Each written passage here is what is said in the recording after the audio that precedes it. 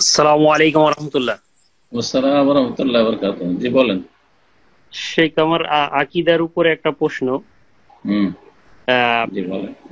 বাংলাদেশের কিছুদিন আগে আমাদের বাংলাদেশের একজন প্রখ্যাত আলেমে দ্বীন, নাম বলতেছি না আমি, উনি আকিদার ব্যাপারে, যেমন বাংলাদেশ সব মানুষের বিশ্বাস যে আল্লাহ পাক সর্বত্র বিরাজমান হুম এবং আল্লাহ পাক নিরাকার, এটা বাংলাদেশের অধিকাংশ মানুষেরই বিশ্বাস। হুম হুম এই আকিদা নিয়ে যদি আমরা ইন্তেকাল করি, আর আর আমরা তো সবাই, যাদের এই বিশ্বাস আছে তারা তো সবাই নামাজ কালাম এবং অন্য অন্য বিষয়গুলো আল্লাহ পাকের সবকিছু তারা বিশ্বাস করে এবং তারা দিনদার। এই বিশ্বাস নিয়ে ইন্তেকাল করলে পারে আহ মুক্তির উপায় আছে না, বা আমরা কতটুকু ধরা হব কাল কিয়ামতের ময়দানে? এটা আমার প্রথম প্রশ্ন। দ্বিতীয় প্রশ্ন আপনাকে করবো ইনশাল্লাহ। প্রথম কথা, আল্লাহ রাব্বুল আলামিন আখেরাতে কার সাথে কি ফয়সালা করবেন সেটা আল্লাহর উপরে আমরা ছেড়ে দেব। কিন্তু পার্থিব যে হুকুমটা রয়েছে সেটা আমাদেরকে অবশ্যই জানতে হবে যে একজন মানুষ যদি এই আকীদা রাখে যে আল্লাহ সর্বত্র বিরাজমান, সবকিছুতে বিরাজমান, তাহলে এটি হচ্ছে বড় কুফরি আকীদা। সবকিছুতে বিরাজমান মানে এই যে ল্যাপটপটা আমার সামনে আছে এতে আল্লাহ বিরাজমান। তারপরে আপনার যে বডিটা আছে এর ভিতরে আল্লাহ বিরাজমান। হ্যাঁ, গাছ গাছ আছে, গাছপালাতে আল্লাহ বিরাজমান। কুকুর, শিরকাল, হিংস্র পশুতে আল্লাহ বিরাজমান। এটি হচ্ছে ওয়াহদাতুল ওজুদের আকীদা। যে আকীদা চাইতে বড় কুফরি আকীদার কিছু হতে পারে না। এতে শুধু 360টা মূর্তি থাকে না, বা ওই হিন্দুদের 12 মাসে 13 পূজা থাকে না, বা 33 কোটি দেবতা থাকে না, বরং পৃথিবীর যে কোনো বস্তু হচ্ছে পূজনীয়। তাহলে যে কোনো বস্তুতে আল্লাহ আছে। এই জন্য ইবনে আরবি খবিস যে সুফি ছিল, সবচেয়ে বড় সুফি, আর এই ওয়াহদাতুল ওজুদের কুফরি আকীদার প্রবর্তক, সেই ব্যক্তি কুকুর দেখতো আর বলতো যে যে এটা হচ্ছে আমার মাবুদ, হাজার রব্বুন, এটা হচ্ছে রব। কুকুরকে রব বলতো। তারপরে বলতো যে যে আমি বুঝছি না যে আমি রব নাকি আমার রব রব, আর কার কে কার ইবাদত করবে, আর কে মোকাল্লাফ, কার উপরে শরীয়তের দায়িত্ব আরোপ হয়েছে, সেটা আপনার আমি পালন করব না, যাকে রব বলছি তিনি পালন করবেন। মানে আমি রব সেও রব, এই ধরনের কথাবার্তা বলছি। আমি বান্দা, সে বান্দা, এইরকম কুফরি কথাবার্তা বলতো। এক কথায়, কেউ যদি এই আকীদা রাখে যে আল্লাহ সর্বত্র বিরাজমান, মানে সব জায়গায় সবকিছুতে বিরাজমান, সব জায়গায় আল্লাহ রয়েছে, তাহলে যে কোনো জিনিসের সামনে সেজদা করলে তো আল্লাহকে সেজদা করা হয়। এই কুফরি আকীদা ওখান থেকে এসছে। তাহলে তার কাছে তো সবকিছুই মাবুদ, সাপও মাবুদ।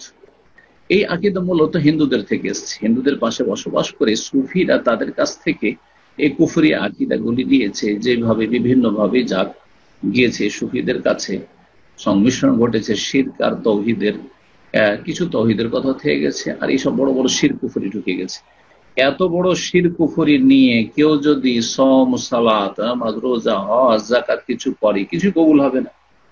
আল্লাহ বলছেন ওয়ালাউ আশরাকু লাহাবিতা আনহুম মা কানু ইয়ামালুন, তারা যদি শিরক করে তো সমস্ত আমল ধ্বংস হয়ে যাবে। লাইন আশরাকতা লা ইয়াহবাতান্না, হে নবী তুমিও শিরক করলে তোমার আমল সব ধ্বংস হয়ে যাবে। তাহলে এইসব সালাত, সিয়াম কিছুই কাজে আসেনি, কিছু কাজে আসবে না।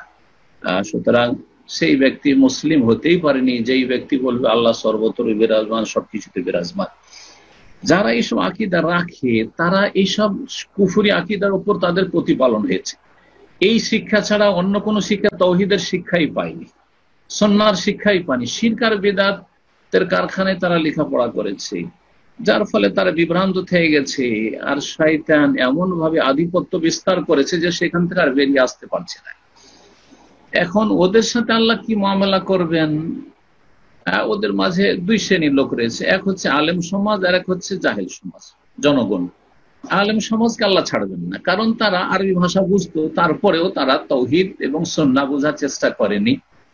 তারা অহংকার বশত তারা তৌহিদ এবং সুন্নাহকে, সহি আকীদাকে অবজ্ঞা করেছে। যারা জনসাধারণ মানুষ, হয়তো তারা, তাদের হাতের নাগালে তৌহিদ সুন্নাতের শিক্ষা আসেনি, তাদের ক্ষেত্রে আল্লাহ কি করবেন? আল্লাহর উপর ছেড়ে দেন। আল্লাহর উপর ছেড়ে দেন আখিরাতের বিষয়টি। কিন্তু দুনিয়াতে একজন মানুষ মুসলিম হতে পারবে না যদি বলে যে আল্লাহ সর্বত্র বিরাজমান, সবকিছুতে বিরাজমান।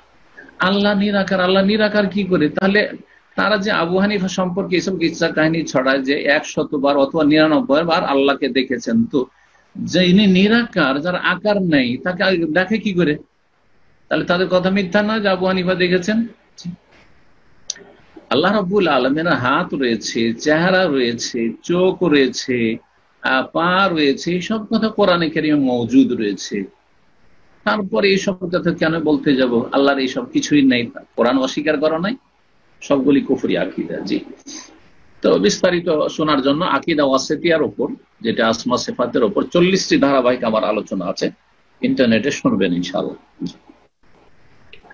শেখ, আমার দ্বিতীয় প্রশ্ন ছিল রমজান শাওয়াল মাসের অতিরিক্ত 6টা রোজার উপরে। 6টা রোজার উপরে আমরা সব আলেমের কাছ থেকেই জানি যে 30টা রোজাকে আমরা 10 দিয়ে গুণ করে 300 রোজা বানানো হয়েছে, 360। জি, আর 6টাকে 10 দিয়ে গুণ করে হয় যে 60, তাহলে 1 বছর পূর্ণ করা হয়। আমার এখানে প্রশ্ন যে ফরজ রোজাকে 10 দিয়ে গুণ করে 300 বানানো হলো, নফল রোজাকে 10 দিয়ে গুণ করে 60 বানানো, তাহলে নফলের সমান, নফল ফরজের সমান হয়ে গেল না? নফল তো ফরজের সমান হওয়ার কথা না। একটা হচ্ছে সাধারণ হুকুম, সাধারণ হুকুম, আর একটা হচ্ছে খাস স্পেশাল হুকুম। সাধারণ এটা হুকুম যে আপনি 36টা রোজা রাখলেন, সুতরাং 360 সমান হয়ে গেল, এটা সাধারণ একটা হিসাব, সাধারণ হিসাব। আর একটা হচ্ছে খাস সূক্ষ্ম হিসাব, যে আল্লাহ কি ফরজ আর নফলের সব সমান রেখেছেন? বলুন না, কারণ হাদিস স্পষ্ট রয়েছে, হাদিসে কুদসিতে, যে আল্লাহর সান্নিধ্য লাভের সবচেয়ে বড় উপায় হচ্ছে ফরজ ইবাদত বন্দেগী। সুতরাং ফরজ ইবাদত বন্দেগী নফল সুন্নতে, যে কোন নফল সুন্নতের চাইতে অনেক অনেক উৎকৃষ্ট, উত্তম। কতটা আল্লাহ পার্থক্য রাখবেন আমরা জানি না, নিজের পক্ষে কিছু বলার প্রয়োজন নেই, কিন্তু একটা সাধারণ মোটা হিসাব যে 1 টাকা দান করলে কমপক্ষে 10 হয়, 1টি রোজা রাখলে কমপক্ষে 10 হয়, এই হিসাবে 36টা রাখলাম, 360 হয়ে গেল, এই হিসাবে বোঝানো হয়েছে।